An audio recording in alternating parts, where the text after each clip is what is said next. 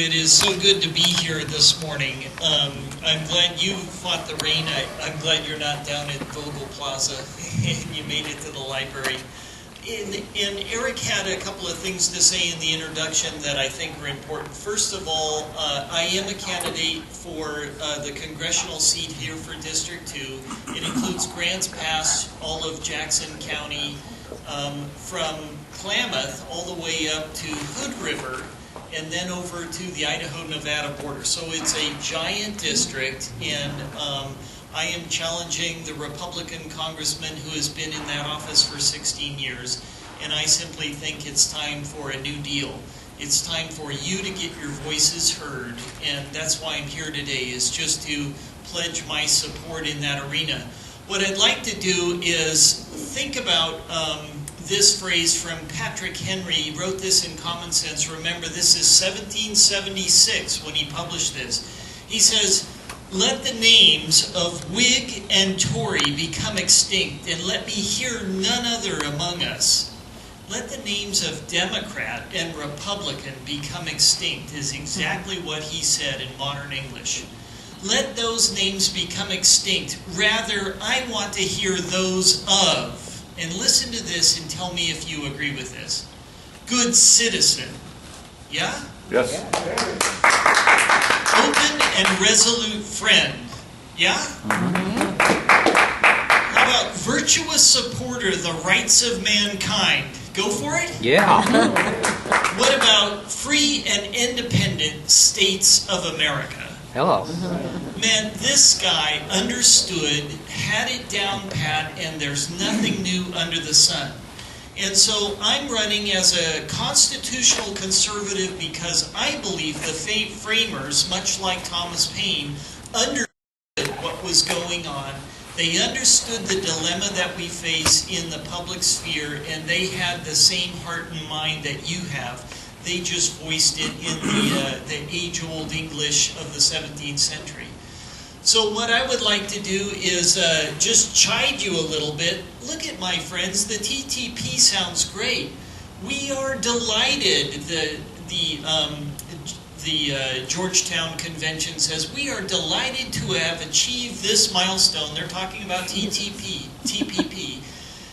In a common vision to establish a comprehensive next-generation regional agreement that liberalizes trade and investment and addresses new and traditional trade issues for the 21st century challenges. We are confident that this agreement will be a model for ambition for other free trade agreements in the future. Beware, there's more coming, is what that really means. But the free trade agreement that's outlined here is really broadly designed to achieve a high degree of economic integration amongst several nations. This is a global enterprise. And it's this global enterprise that I would like to address to you. I want you to think about, where does this global enterprise get its power from? Is this global enterprise coercive, or is this global enterprise voluntary and free? That's the key that you're faced with wondering about, and the key that you're faced with taking to your elected officials. The dictates from on high have always been with us. In the old days, you'll know this was also a Thomas Paine item, the kings were thought to be chosen of God. And indeed, God may have chosen kings in the past.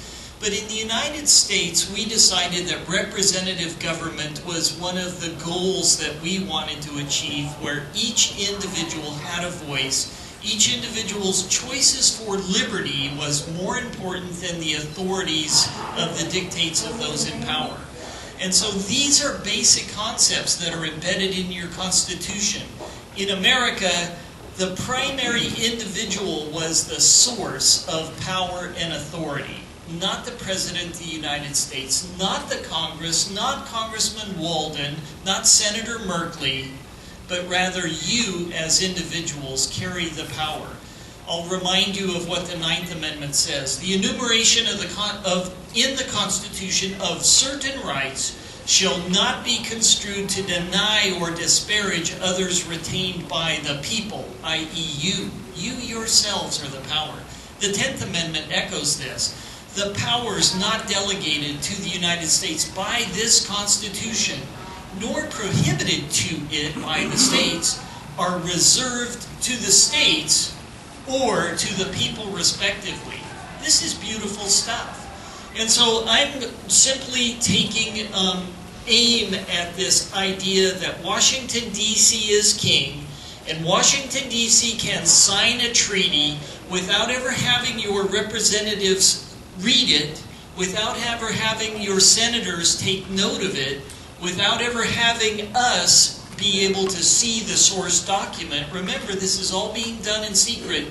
And to think that the president, with his fast-track concept, is just going to put this into law, and you and I are going to be beholding to those multinational conglomerates that are out there on the horizon. Just for a little bit of historical background, in 1861, the Morrill Tariff was passed, and this was the first legitimization in America of government intervention in the marketplace. And this tariff was passed and created somewhat a precedent and a love affair with government intervention, and it's been a very bad story all the way since. Government action is always done as a means of positive service.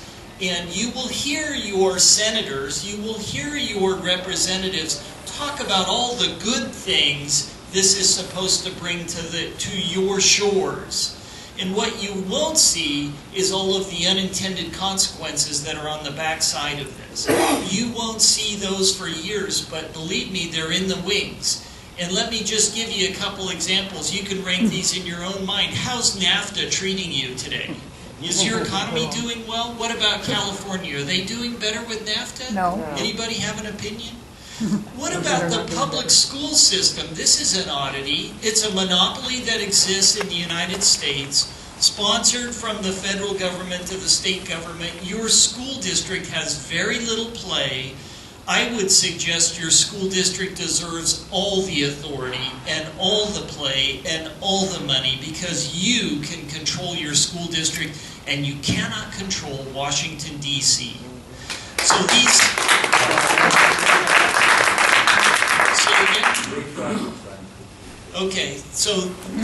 this is a refocus on TPP call from the dictates of the powers at large.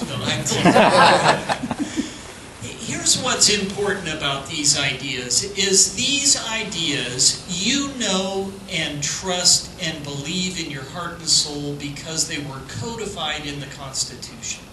You know these ideas, you understand these ideas, you can take these ideas to the bank and you can engage Greg Walden, Senator Merkley, you can engage Senator White, you can engage Governor Kitzhaber, you can engage any of the next governors that come on board, or the next presidents, be they Republican or Democrat.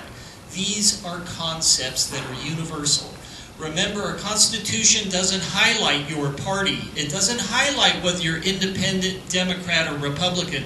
Patrick Henry says, let the names of Whig and Tory become extinct. And that's what I'm hoping today, is that we will let those names fall to the wayside as we focus on TPP, what it is, what it represents, and how it will harm your future if you give control of your lives to the federal government. So thank you for your time this morning. I'll call it quits and let you have your show.